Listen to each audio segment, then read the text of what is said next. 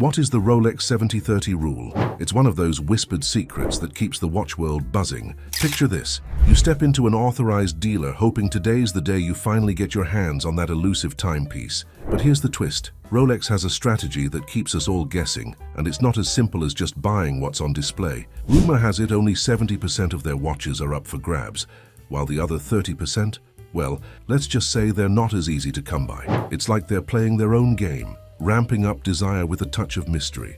But what does this mean for you? Authorized Rolex dealers are the gatekeepers of this secret world, guiding hopeful collectors like seasoned navigators through the maze. And while it might seem daunting, that's part of the thrill, right? This 70/30 rule could change how you approach every Rolex interaction from here on out. So if you're thinking it's time to make your move, you'll want to know how this little rule might just be the key to unlocking your perfect watch. Welcome to another feature from Opulent Oasis, where today we're cracking the code on the Rolex 70/30 rule. Ever wondered why snagging that coveted Rolex sports model feels like trying to get a backstage pass at a sold-out concert? Stick with us as we unravel the mystery. And if you're not already riding along on our luxury watch journey, go ahead and smash that subscribe button to stay in the know. Rolex likes to keep things exclusive, and not just anyone can sell their watches. If you're dreaming of draping one of those beauties on your wrist, you'll need to step through the doors of an authorized jewelry store or a certified Rolex jeweler. Now, securing that certification from Rolex is tougher than a steak at a cheap buffet. Strict standards are the name of the game. If a retailer doesn't measure up, they're out of the club. But don't sweat it. If one store fails to make the cut, it doesn't sour the reputation of others. Rolex has their contracts dialed in as finely as their watch gears, ensuring the brand's shine isn't tarnished by a few hiccups. Hang tight. Why not subscribe and join the Opulent Oasis community? Get the latest scoop on our cutting-edge content. Now back to the topic. Rolex represents the pinnacle of luxury watchmaking, recognized worldwide not only for its impeccable craftsmanship, but also as a symbol of achievement and status. With this fame, however, comes a plethora of myths and captivating stories. In a strategic move, Rolex has recently tightened its retail networks, causing a stir among some dealers who are re-evaluating the feasibility of stocking their products. This calculated decision has cleverly amplified the allure of their watches, making them more coveted than ever and significantly boosting their market value. When someone wears a Rolex, it's often seen as more than just a timepiece. It's a declaration of their accomplishments and financial success. Let's delve into the Rolex 70/30 rule, a clever strategy as precise as their timepieces. For every 70 non-steel pieces such as the Oyster Perpetual that dealers sell, they are allowed to offer 30 of the highly sought-after sports models. Ever wondered how these dealers become the go-to places for securing a Rolex? It all comes down to a rigorous contract with Rolex, not just a handshake deal, but a detailed agreement outlining stringent expectations. Rolex is exceptionally selective about who gets to display their watches, awarding the title of authorized Rolex sellers only to those who can maintain the brand's image of luxury and exclusiveness.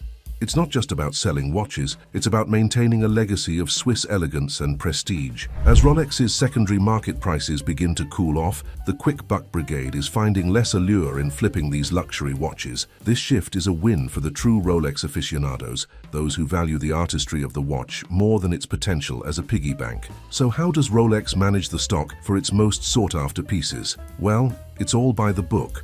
Rolex's book, that is. They dictate the annual orders, making sure their dealers only get enough to keep everyone on their toes, preserving that air of exclusivity. Thinking of getting your name on the waiting list at your local authorized dealer? It might feel like you're a step closer to wrapping that dream Rolex around your wrist, but here's the rub. Your spot on that list might depend more on your past receipts than your enthusiasm. If you've been flashing the cash there, you could find yourself breezing up the queue. Yet, even with this wallet-first policy, nailing down when you'll actually get your hands on your Rolex is like trying to guess the lottery numbers. Rolex dishes out their treasures on a schedule that's as mysterious as the Bermuda Triangle. For Rolex dealers, unpacking their annual shipments is like the ultimate game of deal or no deal, except they've already signed the contract. They place their orders dreaming big, but what actually arrives in those sealed boxes remains a mystery until the big reveal. If you casually inquire at your local dealer about what's hot off the press, don't be shocked by a bemused look. They're in the suspense thriller right alongside you, which certainly adds a dash of drama to your shopping saga.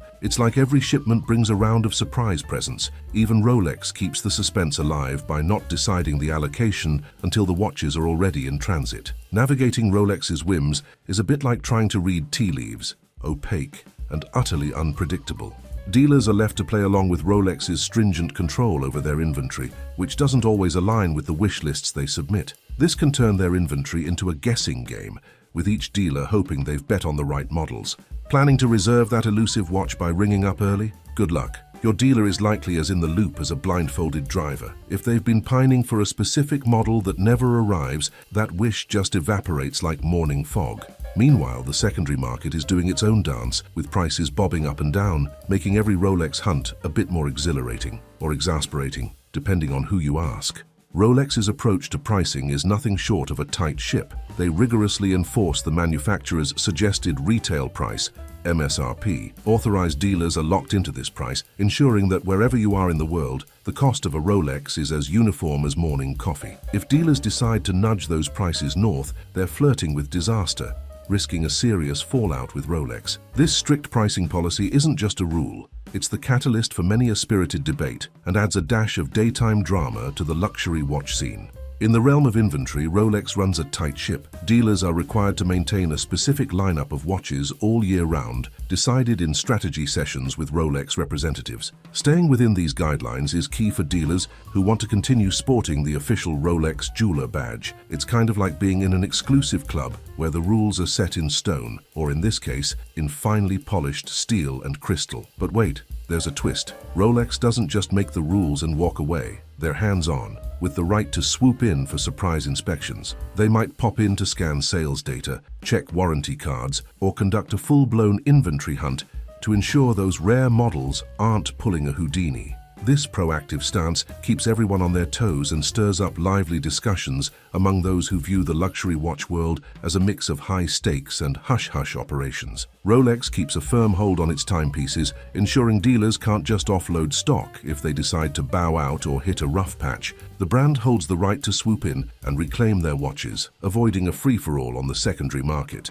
If a dealer tries to sidestep this and sell off the inventory on their own, they'll find themselves writing a hefty check back to Rolex. This tight grip extends to the relationships with their dealers. Rolex doesn't hesitate to cut ties if a dealer gets too creative with sales strategies or fails to meet their quotas. As the days of quick flips for profit dwindle, more watches are landing on the wrists of those who truly value craftsmanship over quick cash. Taking a closer look at how Rolex keeps its distribution on lockdown, they set the bar high. Dealers are saddled with a long list of strict rules which are non-negotiable. Sticking to these guidelines is crucial for maintaining the brand's allure, but makes walking the Rolex line a high-stakes balancing act for dealers. Rolex really takes the crown for keeping a tight leash on its watches, more so than other luxe labels like Audemars Piguet and Patek Philippe. Ever heard of the 70-30 rule?